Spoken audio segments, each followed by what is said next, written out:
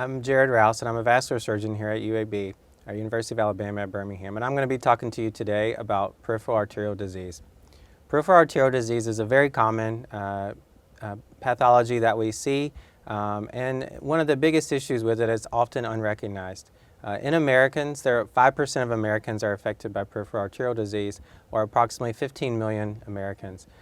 Many of us believe this number is actually underestimated because of the fact that many patients are asymptomatic, meaning they don't actually know they have the disease and don't have any symptoms because of it.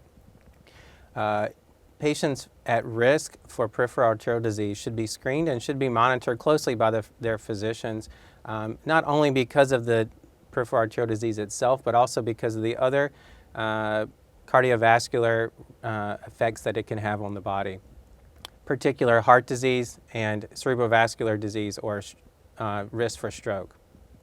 Patients at risk for peripheral arterial disease are any patient that's greater than 70, has a high blood pressure or hypertension, hyperlipidemia or high cholesterol, any smoking history, a family history, or a diabetic patient. Any of these patients should be screened closely and followed closely for their risk factors. Other important factors for this are smoking. Smoking is the number one correlator to peripheral arterial disease. On average, patients who smoke see disease progression and disease and peripheral arterial disease 10 years sooner than those who don't smoke. So in all our patients and anyone who smokes should be screened and checked for this, for PAD. PAD is screened and checked by your provider, and the most common way is by what's called an ankle brachial index. This is a non-invasive test where essentially we put blood pressure cuffs on the arms and the legs and check the blood pressures in each extremity. If the blood pressures are lower in your legs than in your arms, then this could be consistent with a diagnosis of PAD. The number that we look for is equal to or less than 0.9 on the ABI. If you have that, you should be to discuss this with your physician and refer to a vascular specialist for further evaluation. Risk factors for PAD should be carefully managed and monitored. Again, the most common and the biggest thing that you can do for yourself or your patients is smoking cessation. So the first thing that we should do is stop smoking.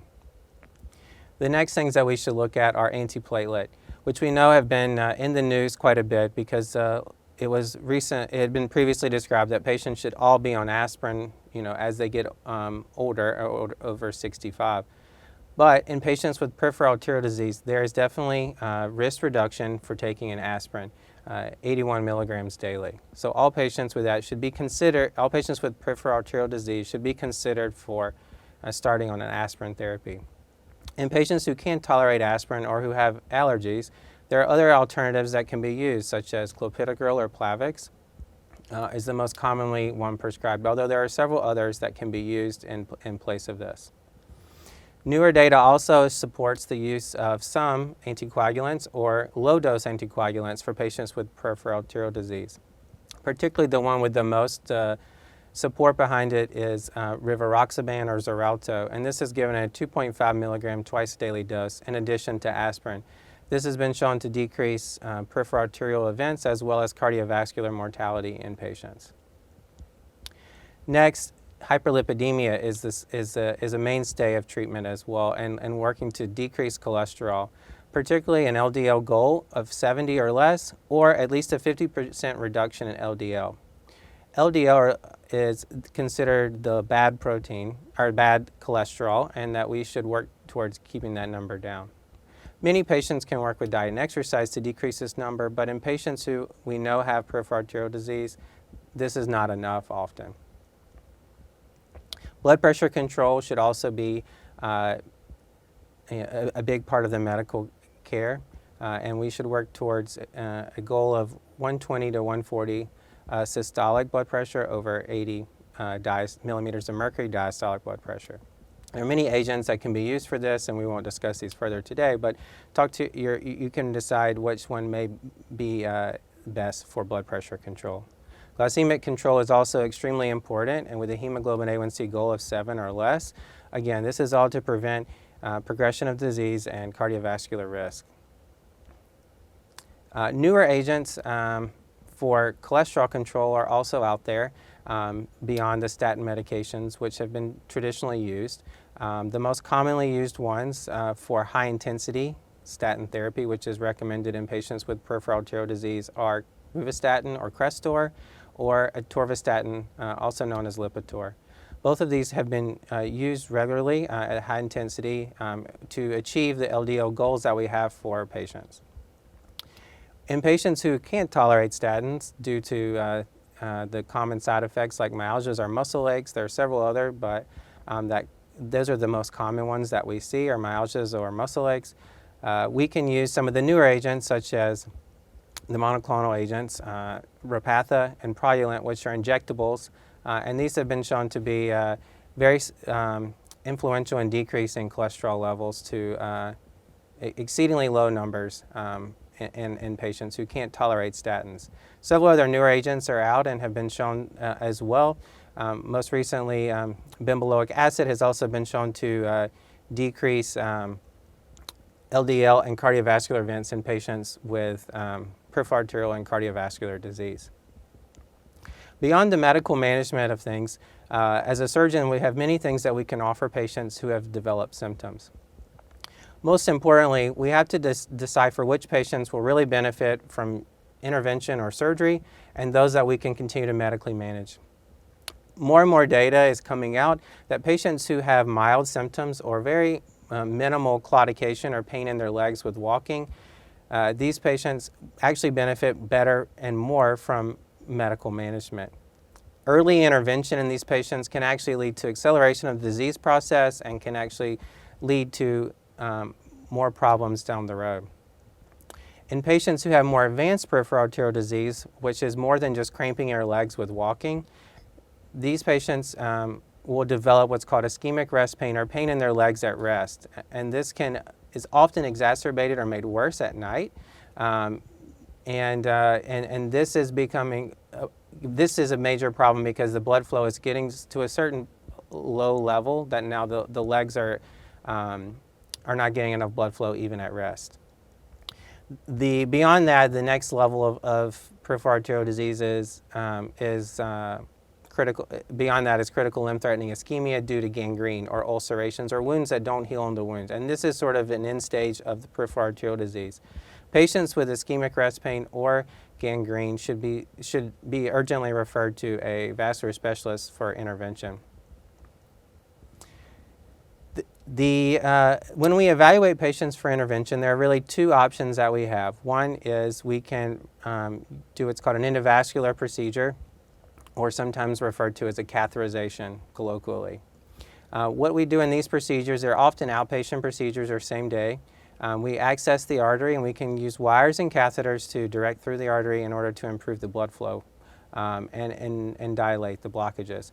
When we have a blockage in the artery, if this is representative of your artery, and this is plaque building up within the artery, the several options that we have to improve the blood flow here are, once we get our wires across, is we can put a balloon in this artery to inflate that stenosis and actually improve it so that the blood flow is now wide open. The other option we have when we have these stenoses, once we have our wire across, we can place a stent in this artery, which is a metal scaffold, to actually improve and continue to push outward on the force. The different types of stents that we have some that are covered in fabric, like this one seen here, which can be used in multiple different settings. The other option that we have are bare metal stents, which are just basically a metal scaffold without any fabric covering. Both have their uses and benefits in these types of procedures. Additionally, within that, there are other adjuncts that we can use to treat these types of stenoses. And more we are using drug-coated technology to treat these stenoses or blockages. With this drug-coated technology, the drug that is coated on these stents or balloons are called paclitaxel, which has been used for several years in the cardiovascular or coronary space for coronary artery stenting. but it helps prevent scar tissue and restenosis, or the blockages coming back. And we've seen increased durability when we use these types of technologies and this medication specifically in the peripheral arterial disease patients.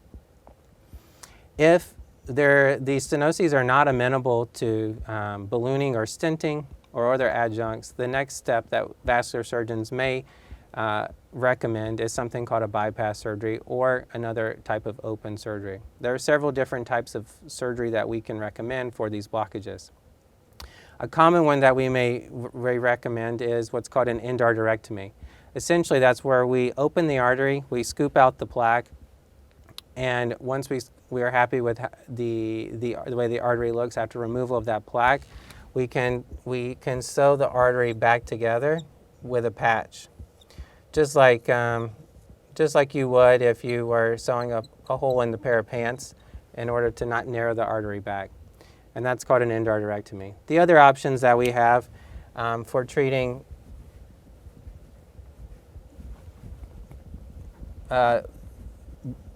blockages or complete occlusions of arteries is what's called a bypass surgery. There are several areas in the body that these can be performed. One of the more common ones that we may see is in the aorta. So here's your aorta, the iliac arteries, which are the split that go down towards the legs. When you have significant blockages in these arteries, we may do a bypass from up here, sew a graft in here, and bypass the blockages on each side.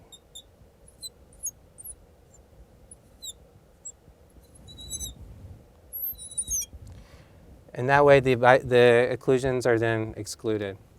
An endarterectomy can also be performed in this area as previously described, and it's each dependent on the patient as well as the anatomy that we see. Bypasses or endarterectomy can also be performed in the lower legs as well. It depends on what the vascular surgeon or specialist has evaluated you and determined where the blockages are. These are both great options, and in some cases we utilize both of them. In some cases we utilize the open surgical techniques in combination with the endovascular techniques in order to improve the blood flow to the legs. Again, each of these operations is disease-specific and patient-specific, it's a discussion that you can have with your vascular specialist. All in all, one of the great things about being a vascular surgeon is that I'm able to offer multiple different things to my patient. I can offer the medical management things. I'm happy to reassure patients that they don't need surgery, they're not at risk of losing their limb, and then we continue medical therapy. Or if we need to, we can offer minimally invasive procedures or the more traditional open surgical techniques, or combination of all the above. If you want to find out more information about the surgical techniques or would like to see us in consultation here at UAB, please see the link, and thank you for your time.